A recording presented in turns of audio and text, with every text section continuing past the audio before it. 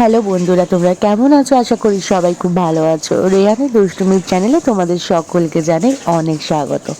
তোমরা দেখতেই পাচ্ছ সকাল সকাল রেহানের দুষ্টুমি শুরু হয়ে গেছে। এইভাবেই দুষ্টুমি করে আর ঠাম্মাকে জ্বালাতন করে। ঠাম্মা চান করতে নিয়ে গেছে বাথরুমে, আর ঠাম্মাকে বসিয়ে রেখে কল চালিয়ে নিজেই জল ঘাটছে। তোমরা ভেবো না ঠান্ডা জল ঘাটছে, এটা কিন্তু গরম জলই পড়ছে। তো যাই হোক, একটু তো দুষ্টুমি করতে দিতেই হবে, কারণ এটাই ওর দুষ্টুমি করার বয়স। আজকে সকালটা না কি সুন্দরভাবে ঘুম ভাঙলো জানো তো বন্ধুরা, তাই তোমাদের সাথে শেয়ার না করে পাচ্ছি না, তো একটু শেয়ার করে নিই। দেখো, আমি তো খিদিরপুরে জন্মেছি, তো খিদিরপুরেই বড় হয়েছি। খিদিরপুরের কোনায় কোনায় কোথায় কি আছে সবটাই আমার জানা। কিন্তু বিশ্বাস করো, আমার না জানা ছিল না ঠিক খিদিরপুর মোড়ে একটা মনসা ঠাকুরের মন্দির আছে। সেদিন আমার বরের সাথে যখন যাচ্ছিলাম মায়ের বাড়িতে, তখন না সাপের ব্যাপারে কথা বলছিলাম, নিজেরই আলোচনা করছিলাম। হঠাৎ করে চোখ গেল আমার সেই মন্দিরটার দিকে তাকাতেই দেখলাম ওটা মা মনসার মন্দির।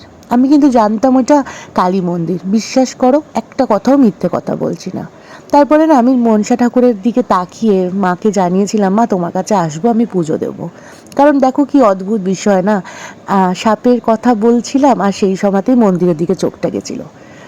তো আমার না যাওয়া হয়নি মায়ের কাছে পুজো দিতে, তো মায়ের কাছেও যাওয়া হয়নি। তো কাল রাত্রিবেলা সারা রাত সকাল অবধি শুধু মা আমার স্বপ্ন দেখিয়েছে আমি মায়ের কাছে গেছি আর পুজো দিচ্ছি, আর আমার চারপাশে না সাপ ঘুরে বেড়াচ্ছে।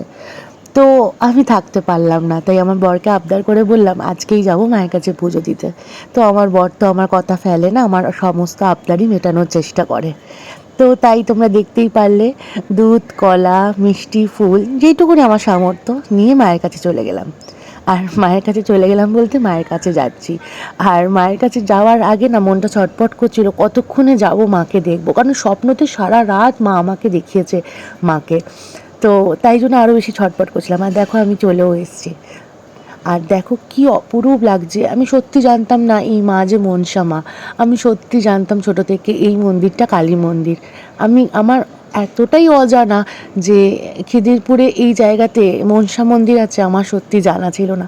তো মায়ের কাছে এসে না অদ্ভুত একটা অনুভূতি হচ্ছিল। বিশ্বাস করো, মনটা না শান্তি হয়ে গেল কিছুক্ষণের জন্য। আর ঠাকুরমশাই এত সুন্দরভাবে পুজো দেওয়ালো, মানে ওতে আরও মনটা শান্তি হয়ে গেল। তো দেখো মাকে কি অপরূপ সুন্দর লাগছে না।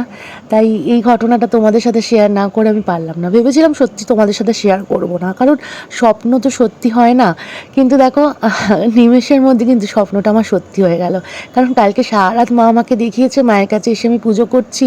আর দেখো আজকে আমি মায়ের সামনে এসে মাকে সত্যি মানে একদম নিজের মতো করে মাকে ডাকলাম, মাকে পুজো করলাম। এর থেকে অদ্ভুত অনুভূতি আর অদ্ভুত ভালো লাগা কিছু হতে পারে না। তো যাই হোক, তাই তোমাদের সাথে শেয়ার করে ফেললাম। তোমরা তো আমার ফ্যামিলি, তোমরা তো আমার বন্ধু, তো তোমাদের সাথে শেয়ার না করলে ভালোও লাগছিল না। তাই পুজোর মাঝে মাঝে কিছুটা ভিডিও তুলে তোমাদের সাথেও শেয়ার করলাম মাকে দেখানোর জন্য। আর তোমরাও মাকে দেখো, নিজের মনের আশা জানাও, নিশ্চয়ই মা ডাক শুনবে।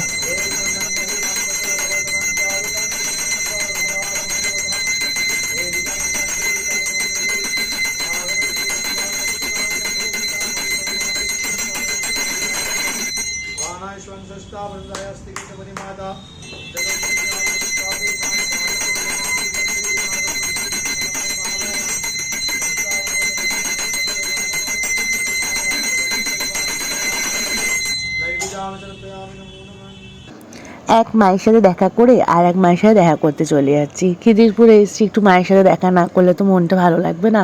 মা কেন, বাবা দুজনের সাথে আমার দেখা না করলে মনটা ভালো লাগবে না। তাই জন্য চলে আসলাম বাড়িতে। আর এই যে যার কথা বলতে ভুলে গেলাম, আমার ছোট্ট চিকি, যে আমাকে দেখলে অস্থির হয়ে যায়। দেখো কীরকম করছে আমাকে দেখে, আমার ছোট্ট সোনা। তো যাই হোক, ও তো খুব আদরের আমাদের, তোমরা সবাই জানো। তো যাই হোক, মাম্মাম নেই, তাই চিকি আর বাবার সাথেই বসে গল্প করছিলাম। তো মাম্মাম গেছিলো একটু হাঁটতে বিকালবেলা, তারপর মাম্মাম আসলো। মাম্মাম আসার পর মাম্মামের সাথে একটু গল্প করলাম। বেশিক্ষণ ছিলাম না, আমরা 5-10 মিনিট ছিলাম, তারপর আমরা চলে এসেছিলাম, কারণ একটু তাড়া ছিল। আর দেখো মায়ের দুই পুচকুকে একদম সোয়েটার পরিয়ে টুপি পরিয়ে দিয়েছে, কারণ ঠান্ডা পড়ে গেছে। আমার সোনা তারা মাকে দেখো, তারা মা তো আমাদের সব কিছু, সবার আগে। তারপরে মা এখন চলে এসছে, মায়ের সাথে একটুখানি গল্প করলাম, করে তারপরে বেরিয়ে পড়লাম।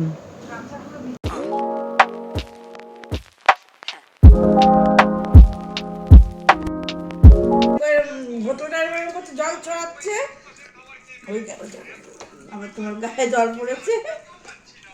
এই